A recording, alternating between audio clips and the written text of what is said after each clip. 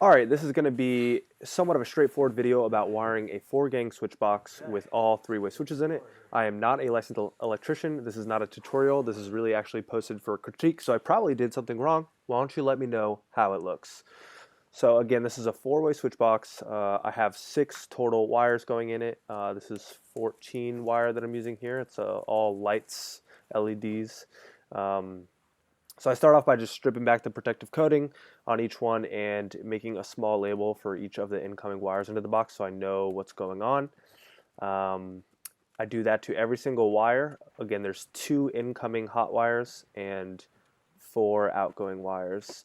So after that, I take all of the grounds in the entire box and I put them together. I use a green wire nut, the one with the hole in it, for this first bit. And because there's actually 6 nuts here, this is maxed out. And each switch also needs a ground, so I make that long enough so that I can then add 4 additional pigtails onto that so that each one of the switches has its own ground to connect to. And you can see that I'm doing that here. I didn't use the green wire nut here because I wasn't putting that ground all the way through. I didn't have one that was extra long. And I kind of organized them for each one of the switches, and that's what I'm doing now. So after that, it's time to take care of the neutrals. Because I have 2 separate circuits here, I put all of the neutrals that are a part of one circuit together, and then I put the neutrals as a part of the other circuit together, and that's really important. And my camera is actually about to cut off here for just a little bit when I finish up separating and putting these neutrals together. But in this scenario, I actually have a single neutral that I'm not bundling up, and I'm going to show you a diagram right here of why that is. Out of all these 3-way circuits, one of them was ran with 2 wire, so 14 2-wire, so there's no red traveler in that wire, and I'm redesignating one of the neutrals as the traveler for that system.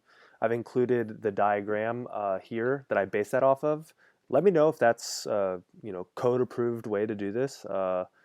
If it's not, I'm just going to redo it and go from there. So I restarted the camera after I finished all those neutrals into the 2 separate bundles. And now it's time to take care of the hots. So we're starting with the hots on the left side for the first 3 switches. So I need to pigtail off of that so that I have 3 hots off of the main home run to service those switches that are all a part of the same circuit.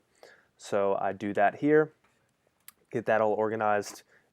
So that was for the first 3 hots, and then the 4th hot, which is on a separate circuit, again, didn't need anything because it's the only one there, so I go straight from that wire. And the last thing I'm doing is just organizing them, kind of folding the wires back, getting them kind of bundled up neatly, and putting a label on for each switch so that I know what's going on when I come back after the drywall's on.